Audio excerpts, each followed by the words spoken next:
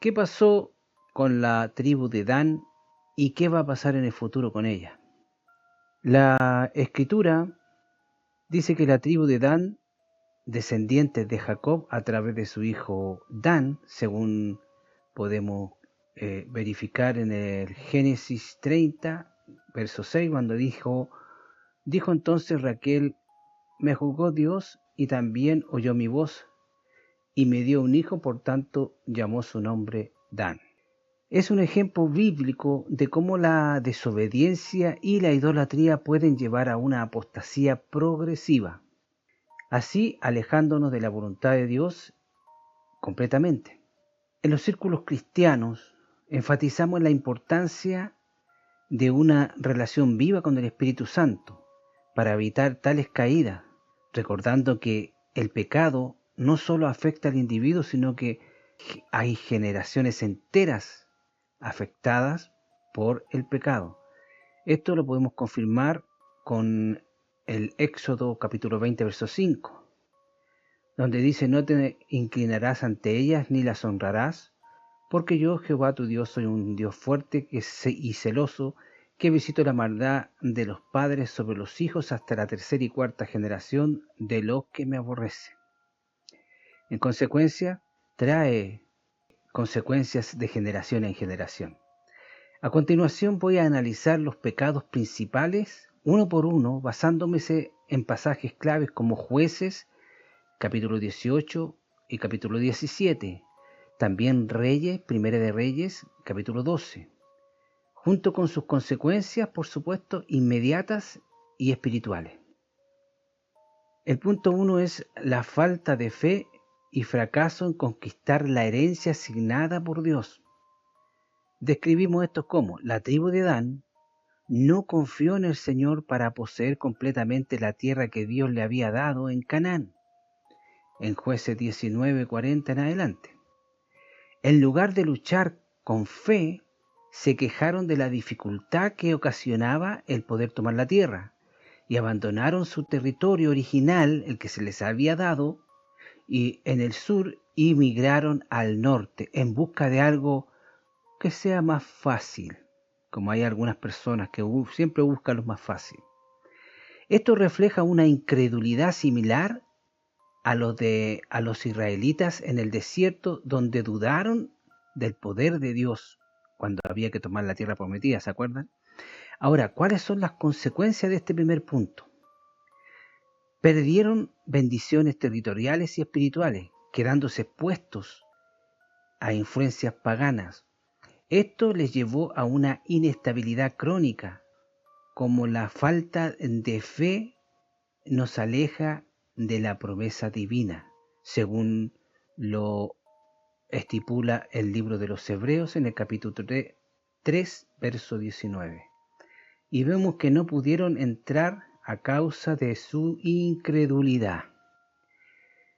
En el contexto pentecostal o cristiano, esto nos enseña que sin el bautismo del Espíritu Santo no podemos conquistar nada de a lo que hemos sido llamados. En este caso era la tierra.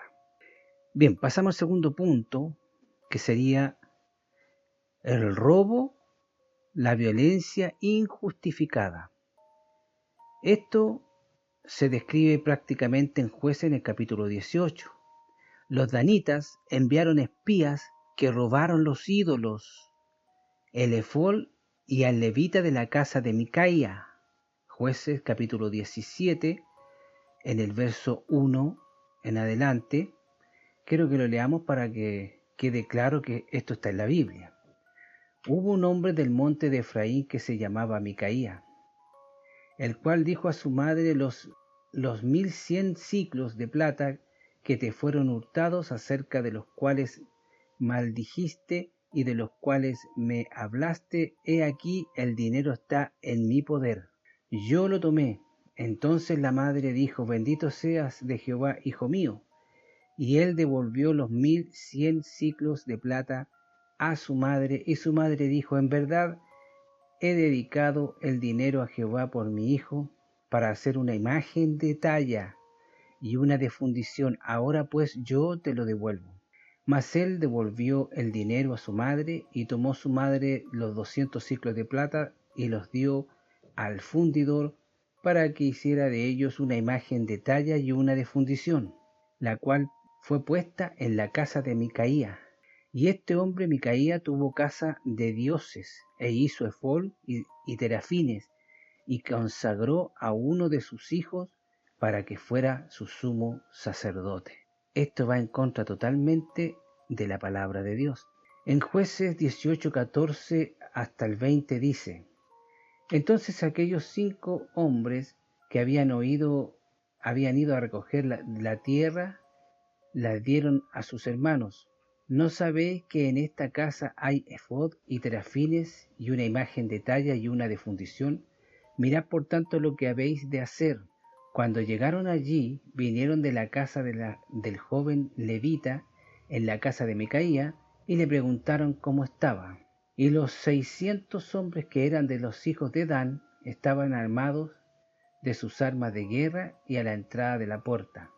Subiendo los 5 hombres que habían ido a reconocer la tierra, entraron allá y tomaron las imágenes de talla de efod y los terafines y la imagen de fundición, mientras estaba el sacerdote a la entrada de la puerta con los 600 hombres armados de armas de guerra. Entrados pues aquellos en la casa de Micaía, tomaron la imagen de talla y el efod y los terafines y la imagen de fundición, y los sacerdotes le dijo: ¿qué hacéis vosotros? Y ellos respondieron: calla, pon la mano sobre tu boca y vete con nosotros para que seas nuestro padre y sacerdote. Es mejor que seas tú sacerdote en la casa de un solo hombre que de una tribu, familia de Israel. Y se alegró el corazón del sacerdote, el cual tomó el efod y los terafines y la imagen, y se fue en medio del pueblo. Bueno, es ahí que ha confirmado que específicamente la tribu de Dan cayó en la idolatría. Luego de todo esto, atacaron y destruyeron la pacífica ciudad de Lais, a la cual después nombraron Dan, matando a sus habitantes sin provocación alguna, violando el mandamiento que el Señor nos dio de no robar, ni matar o asesinar. Éxodo capítulo 20, verso 13 al 15, donde dice: no matarás, no cometerás adulterio y no hurtarás. ¿Qué consecuencia les trajo esto a la tribu de Dan? Esto generó un ciclo de violencia, corrupción moral en la tribu, extendiéndose a todo Israel. Espiritualmente atrajo la ira de Dios, ya que el robo no solo es un pecado contra el prójimo, sino también contra el Señor, según lo estipula el libro de Proverbios, en el capítulo 6, versos 30 y 31, donde dice: no tienen en poco al ladrón si hurta para saciar su apetito cuando tiene hambre, pero si es sorprendido pagará 7 veces, entregará todo el haber de su casa. Vemos aquí un ejemplo de cómo el pecado no confesado abre puertas al enemigo, permitiendo opresión demoníaca. Es decir, si tú robas, si tú hurtas algo y eso no lo confiesas, eso le está dando autoridad a los demonios para que se metan contigo. El punto 3 es la idolatría y el establecimiento de un culto falso. La descripción de esto ya la dimos, leímos las partes bíblicas. Los danitas instalaron los ídolos robados en su nuevo territorio y designaron su propio sacerdote, creando un santuario rival. Esto culminó en el reinado de Jeroboam, quien colocó un becerro de oro en Dan para promover la idolatría a nivel nacional. Esto lo podemos confirmar en Primera de Reyes, capítulo 12, en el verso 28, 29 y 30. Y dice: y habiendo tenido consejo, hizo el rey 2 becerros de oro, y dijo al pueblo: bástate haber subido a Jerusalén, he aquí tus dioses, oh Israel, los cuales te hicieron subir de la tierra de Egipto. Y puso uno en Betel y el otro en Dan. Y esto fue causa de pecado, porque el pueblo iba a adorar delante de uno hasta Dan. ¿Te das cuenta cómo fueron La desobediencia es el primer mandamiento que el Señor nos da, es que nos cuidemos de la idolatría. Esto lo vemos en el libro de Éxodo, en el capítulo 3, 4 y 5, donde dice: no tendrás dioses ajenos delante de mí, no te harás imagen, ni ninguna semejanza de lo que está arriba en los cielos, ni abajo en la tierra, ni debajo de las aguas. No te inclinarás a ellas, ni las honrarás, porque yo, Jehová tu Dios, fuerte, celoso, que visito la maldad de los padres sobre los hijos hasta la tercera y cuarta generación de los que me aborrecen. Por supuesto, ¿qué consecuencias tuvo este asunto? La tribu se convirtió en un centro de apostasía, corrompiendo a Israel entero y llevando a la división del reino. En Primera de Reyes 12 queda estipulado eso.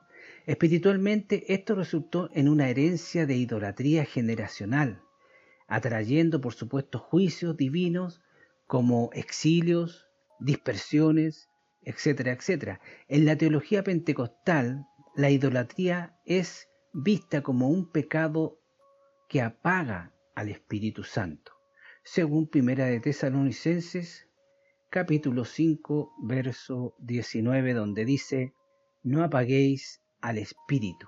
Esto, por supuesto, no es más que impedir avivamientos o milagros, es decir, bendiciones de parte de Dios. Y vamos a revisar el cuarto y último punto, que sería la desobediencia general a los mandamientos de Dios y a la autosuficiencia. Esto quiero que primero vayamos al libro de Jueces, para que leamos esto y después lo explicamos. En aquellos días no había rey en Israel, y en aquellos días la tribu de Dan buscaba posesión para sí donde habitar, porque hasta entonces no había tenido posesión entre la tribu de Israel.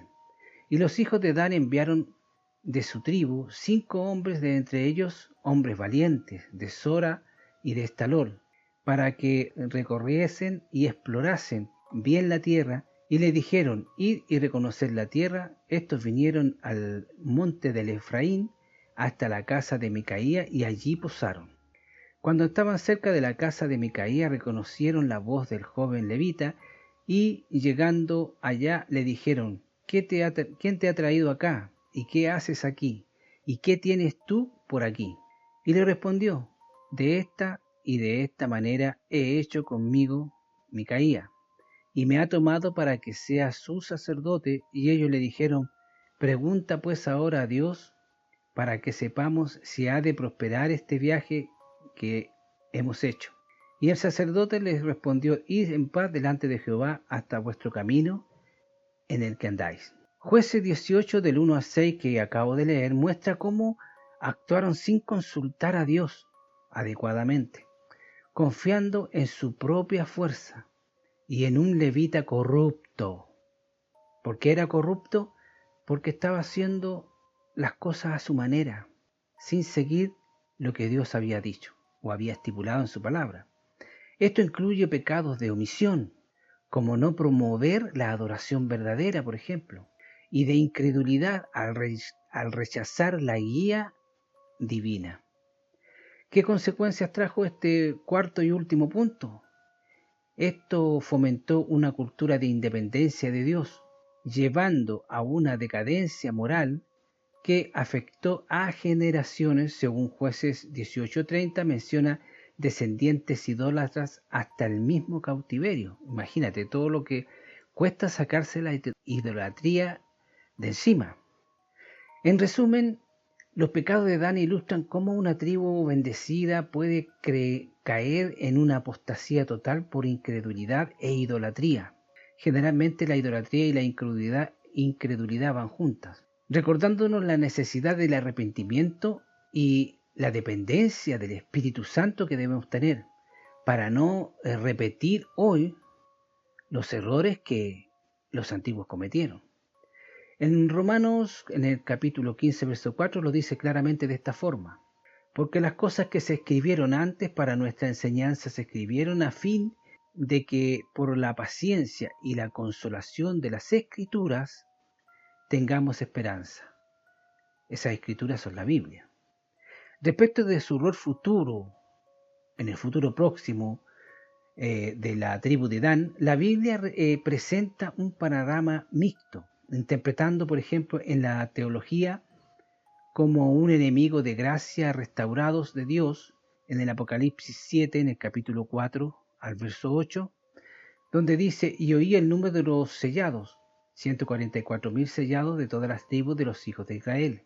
De la tribu de Judá, 12.000 sellados. De la tribu de Rubén, 12.000 sellados. De la tribu de Gad, 12.000 sellados. De la tribu de Aser, 12.000 sellados.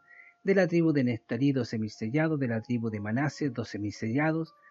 De la tribu de Simeón, 12.000 sellados. De la tribu de Leví, 12.000 sellados. De la tribu de Iscar, 12.000 sellados. Y de la tribu de Zabulón, 12.000 sellados. Y de la tribu de José, 12.000 sellados. De la tribu de Benjamín, 12.000 sellados. Dan es omitida en esto, como usted se pudo dar cuenta. Dan, los de la tribu de Dan, no participan en este trabajo de evangelización que van a ser los 144.000 sellados de cada una de las tribus de Israel. La tribu de Dan quedó fuera, por algo quedó fuera. Esa es una de las consecuencias de haber caído en la idolatría y en la apostasía, y fue reemplazada por la tribu de Manasés. Lo que muchos teólogos pentecostales atribuyen a su legado de idolatría, sugiriendo que no participarán en el ministerio evangelístico durante la tribulación. Algunos dicen, incluso otros especulan basados en las tradiciones antiguas, como las de Ireneo, que el anticristo podría surgir de la tribu de Dan, y se basan en un capítulo de Génesis, en el verso 49, verso 17, donde dice: será Dan serpiente junto al camino, víbora junto a la senda, que muerde los talones de los caballos y hace caer al jinete hacia atrás. Esto lo describen como una serpiente en el camino, y aunque esto no es un mandamiento, no es un dogma, debe mantenerse con cautela. No necesariamente puede ser así. Sin embargo, hay esperanza de restauración, según Ezequiel 48, verso 1 y 2. Dice Ezequiel: estos son los nombres de las tribus desde el extremo del norte por la vía de Etlón, viniendo a Hamat, Azar Enet, en los confines de Damasco al norte hacia Hamat. Tendrá Dan una parte desde el lado oriente hasta el occidente. Junto a la frontera de Dan, desde el lado oriente hasta el lado del mar, tendrá a ser una parte. Aquí Dan es incluida en la división de la tierra durante el milenio, indicando que Dios restaurará a la tribu en su reino, posiblemente mediante un avivamiento espiritual al final de los tiempos. Zacarías 12:10 dice: y derramaré sobre la casa de David y sobre los moradores de Jerusalén espíritu de gracia y oración, y mirarán a mí a quien traspasaron, y llorarán como se llora por un hijo unigénito, afligiéndose por el como quien se aflige por el primogénito. Algunos pentecostales, entre otros, ven esto como un símbolo de cómo Dios redime a los perdidos, y se basan en Romanos 11:26, donde dice: y luego todo Israel será salvo, como está escrito: vendrá de Sión el libertador, que apartará de Jacob su impiedad. Y hay interpretaciones modernas que incluso conectan a Dan con grupos étnicos regresando a Israel en el día de hoy. Esto nos anima a orar por la redención, recordando que donde abundó el pecado, sobreabundó la gracia, como dice la Biblia en Romanos 5:20, ¿cierto? Bueno, hemos podido ver cómo entonces esta tribu se descarrió y las consecuencias que tuvo que sufrir. Que el Señor Jesucristo les bendiga en grande manera. Maranatha.